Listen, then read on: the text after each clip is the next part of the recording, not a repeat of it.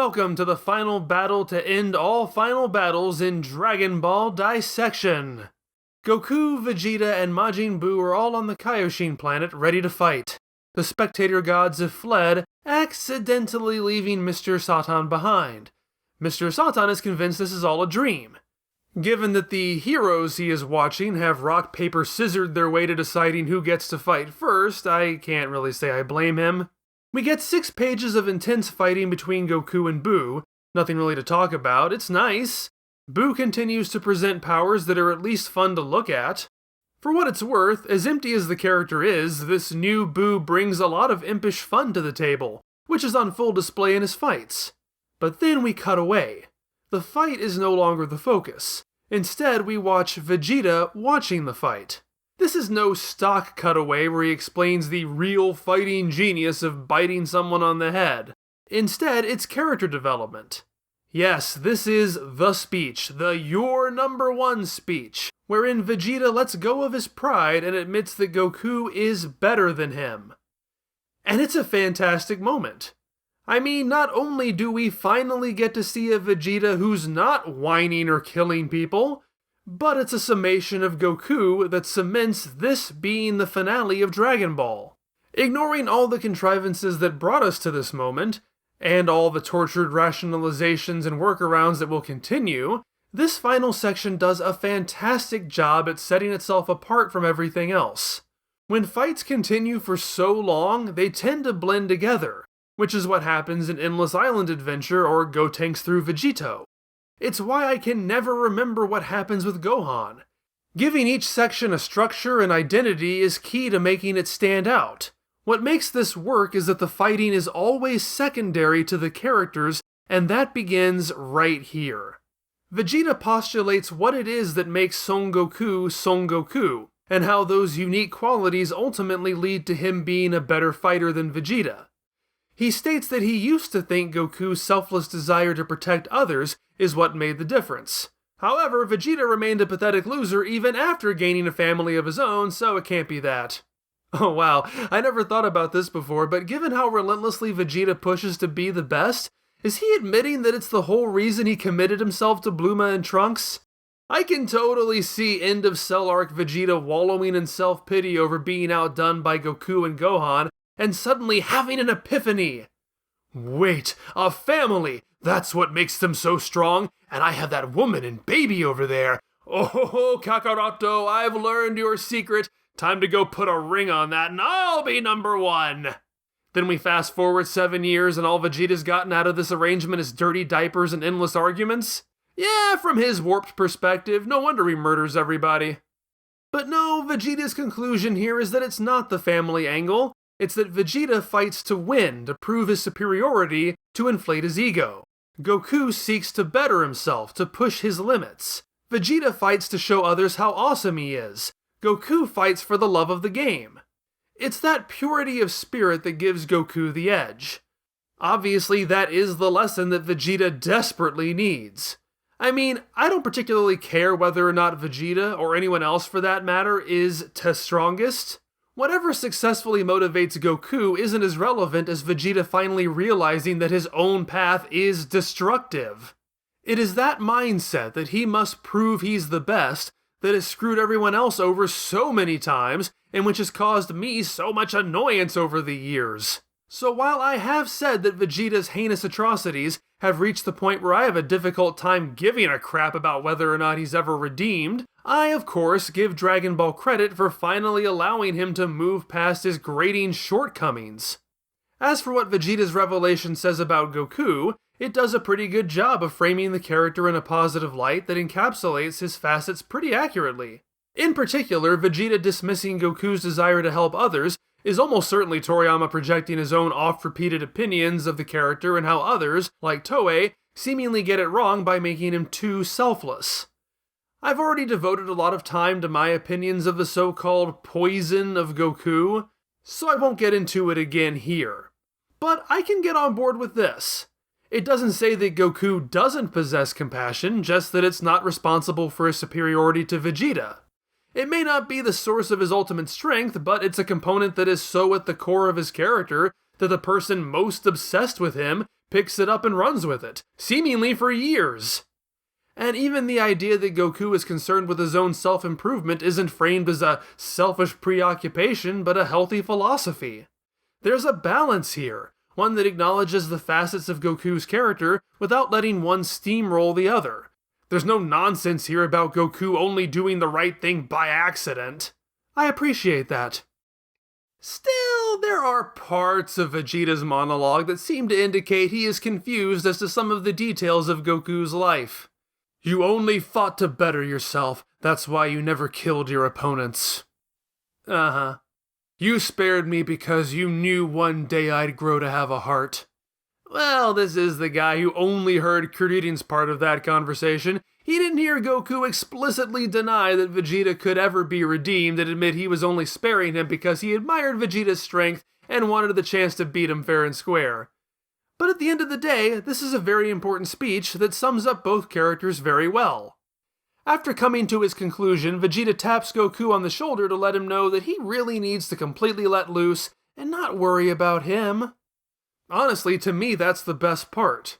After all, I complained about this. Even after Vegeta died horribly and was brought back to Earth as a last-ditch effort to save the planet, he still couldn't stop himself from whining about how Goku humiliated him by not using his full power. I wanted to smack him upside the head for that.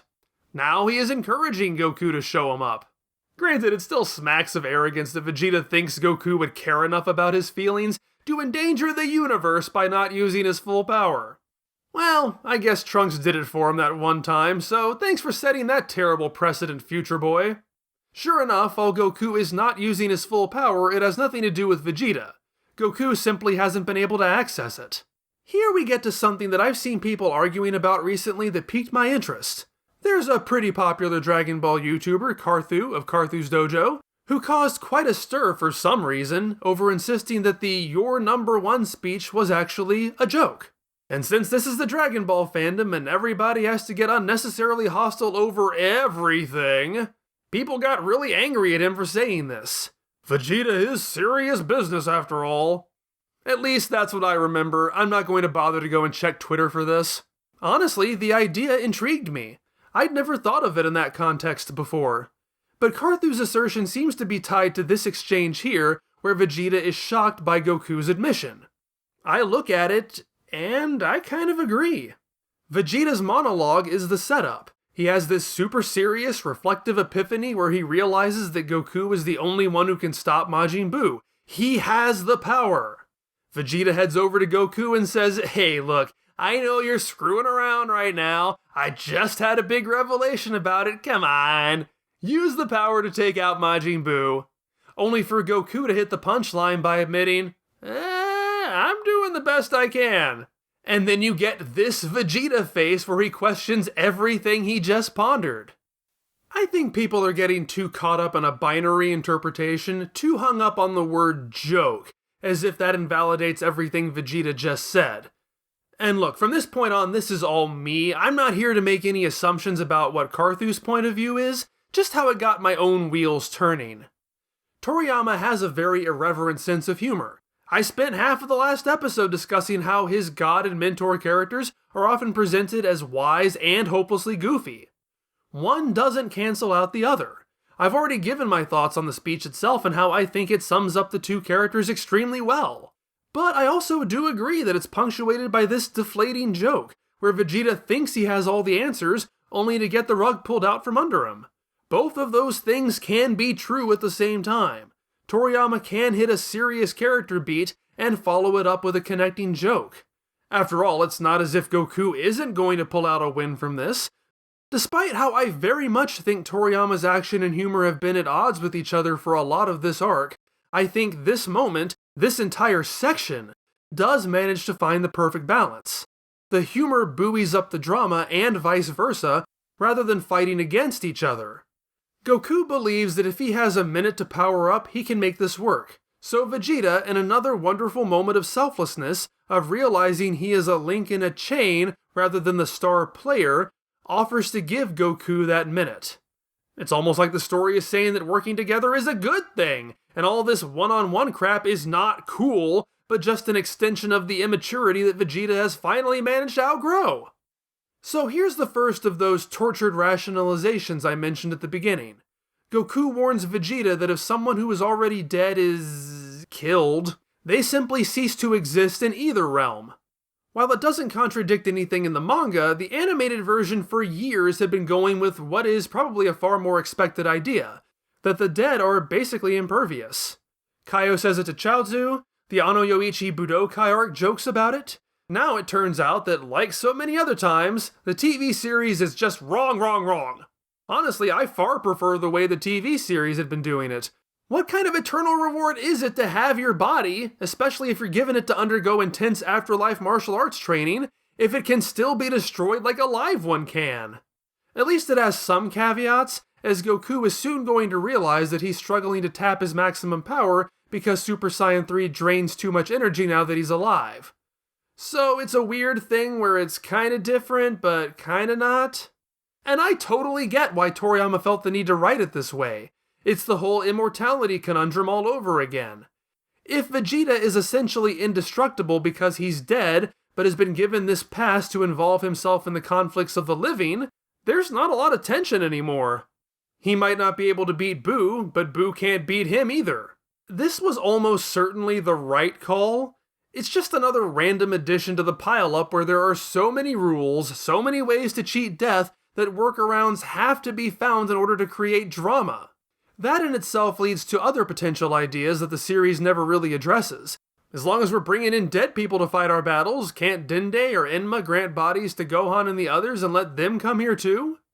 On the flip side, does this explain what happened to all the other Kaioshin? We've seen with Kaio and the Elder Kaioshin that dying for gods doesn't seem to change anything except for adding a halo, yet the Kaioshin we know has been all alone ever since Boo's initial rampage. So can we assume that the ones who died got back up, fought once more, and then died a second time? Certainly seems possible. At any rate, Vegeta gets his butt kicked for a while, now with stakes because the dead can indeed die. Eventually though, Mr. Satan decides that he wants to be an active participant in his dream and antagonizes Boo. It appears at first glance to be an incredibly stupid idea, but it turns out that Boo cannot bring himself to hit Mr. Satan. It's the same reason Piccolo was able to momentarily parlay earlier in the story. Majin Buu has a loyalty to Mr. Satan that even his subsequent transformations can't completely overcome. Well, actually, he can completely overcome it, as he decides to simply spit out the Fat Boo. But before the evil one can make good on his desire to kill Mr. Satan, the Fat One jumps in and takes Vegeta's place. Unfortunately, this does not exactly turn the tide. Vegeta had already bought more than a minute, but Goku still can't get his power together. In fact, once the two Boos start fighting, Goku loses Super Saiyan 3 altogether. As I already said, he realizes that his living body simply can't sustain the form. Another one of those tortured rationalizations comes out during the Boo on Boo action, as Vegeta notes that when fighting another Boo, Boo can actually weaken. Again, this is an obvious ploy to counter Boo's long-established near-invulnerability, so that it is possible for the Fat Boo to be killed, and therefore, tension.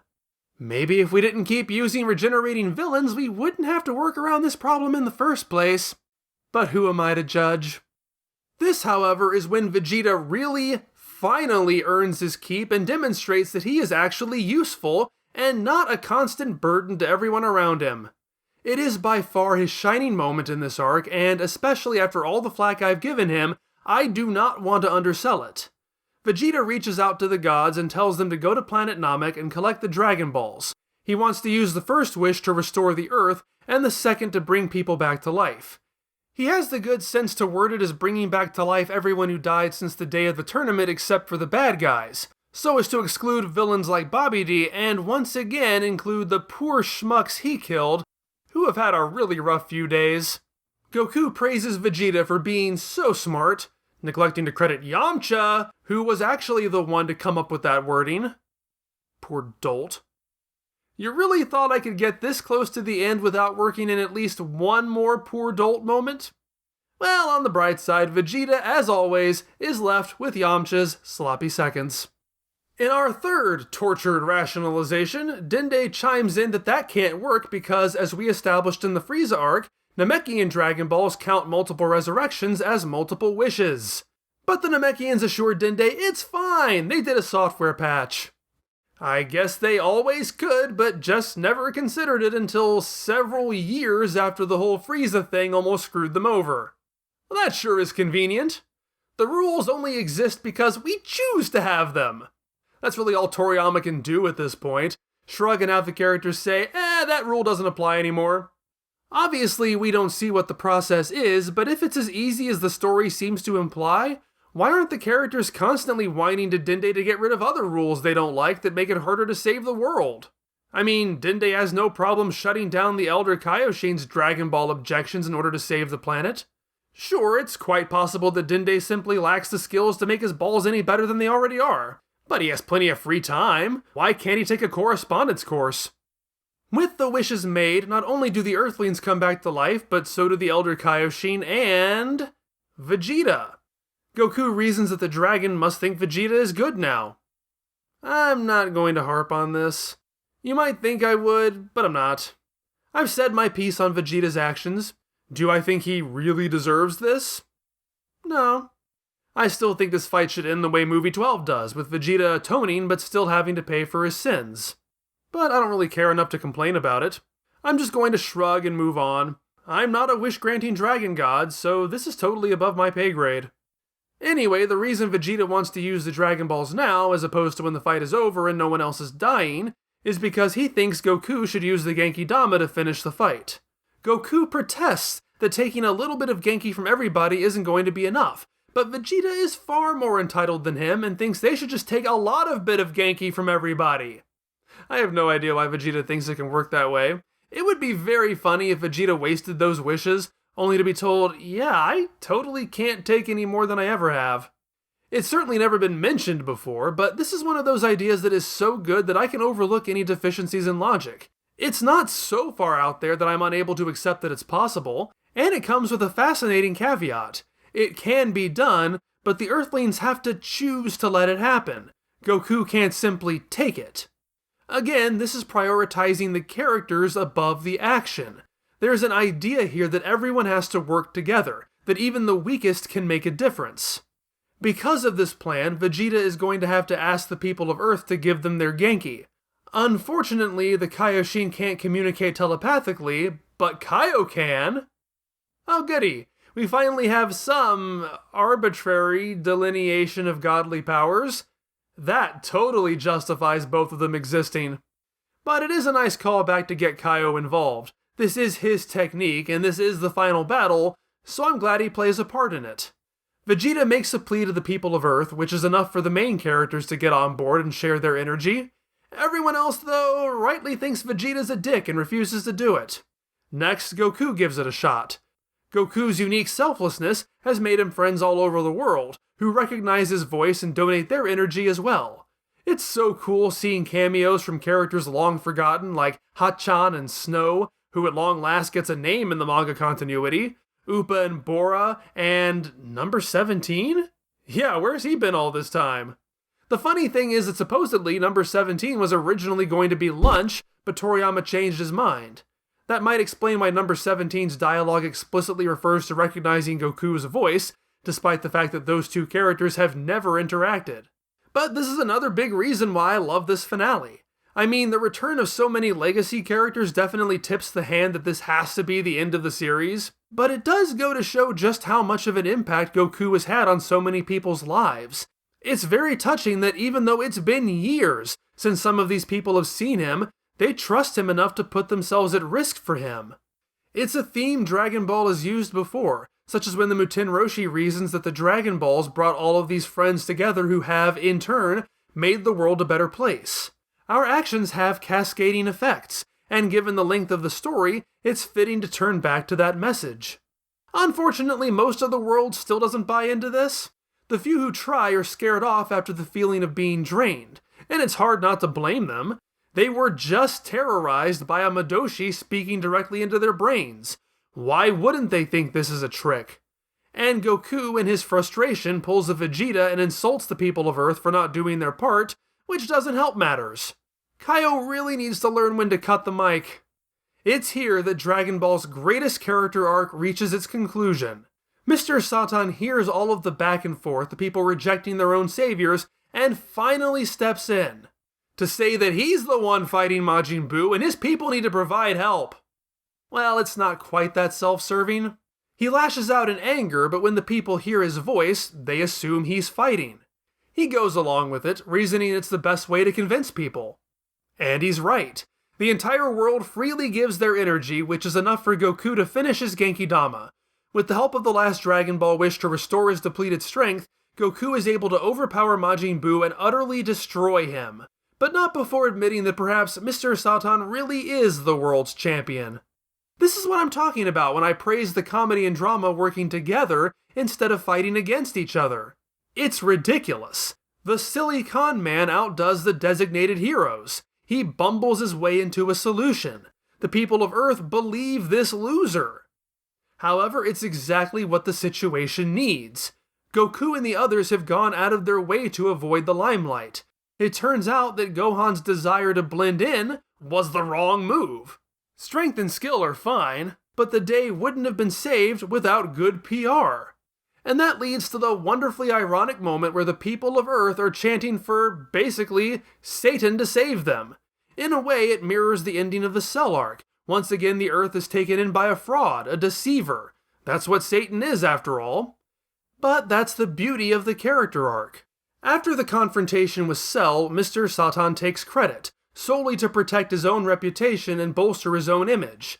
Here, while he is again taking credit for the actions of others, he is now deceiving people for the right reasons. Because of Toriyama's cheeky sense of humor, Mr. Satan's redemption never requires him to own up to his faults. Humorously, it instead requires him to double down on them. No matter what, he always comes out on top. He is both a fraud and the true champion. My conundrum with reformed characters in this series is that what makes them antagonistic is usually what makes them interesting. Once they stop being antagonistic, they stop being interesting, and just blend into the wallpaper. By playing into the joke, linking Satan's redemption directly to his deception, Toriyama threads the needle. It gives the buffoon agency, growth, realization, and humanity without destroying the core of his character. Yes, it is far superior to Vegeta's resolution because it is clearly set up and paid off. I'm certainly glad we get a change from him, but Vegeta comes back to life exactly the same as the arrogant baby he had been before he died. In fact, he's exactly the same just before this fight starts. What exactly causes him to come around on his thinking? Who knows? He just does all of a sudden. But Mr. Satan has been on a journey this entire arc, making it quite understandable how he gets from point A to point B. Most importantly, because of this, the fight manages to succeed where I feel DB sometimes falters, utilizing individual skills dictated by unique characterization.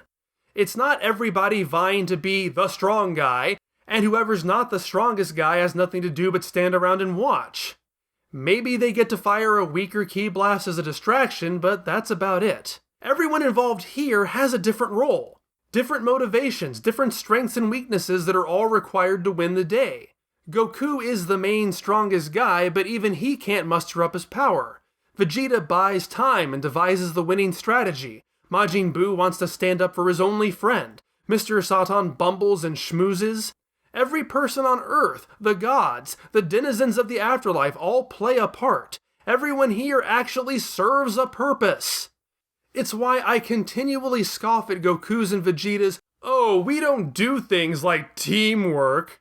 Yes, you do! You only don't until you do, which makes all the stumbling blocks you encounter because of that pointless resistance to teamwork all the more infuriating. This succeeds so well that it's the reason I can forgive the Buu arc for not having the conflict end right here. The same message of humanity winning the day is still present, but it's able to be packaged within a standard Dragon Ball fight sequence. Clearly I'm in the minority saying this, but this accomplishes what good action pieces should do. I don't think of this fight and remember much of the choreography, and that's because the fight exists to frame the story, not for its own sake. What I remember are the strategies, the human drama, the character conflicts. That's what it's supposed to be about, not how big the beams are. So while the Buu arc has a lot of problems, it triumphs at the end, crafting one of the best fight sequences in the entire series. And finally, no, I don't care which form of Majin Buu is the strongest. It does not matter. The only thing that matters is that this Buu is strong and or dangerous enough to be the kind of threat that requires this type of solution. He blew up the Earth without provocation or hesitation. He's dangerous enough. So once again, the day is saved. Majin Buu is defeated. And then more things happen. What's in store for Goku and friends? And how is the story going to wrap itself up? Is the next episode of Dragon Ball Dissection going to conclude the Majin Buu arc? Maybe? I'm honestly not entirely sure myself, and I really don't want to think about it. Whatever the case, I hope you will join me as I start bringing things to a close. Thanks for watching. I will see you next time.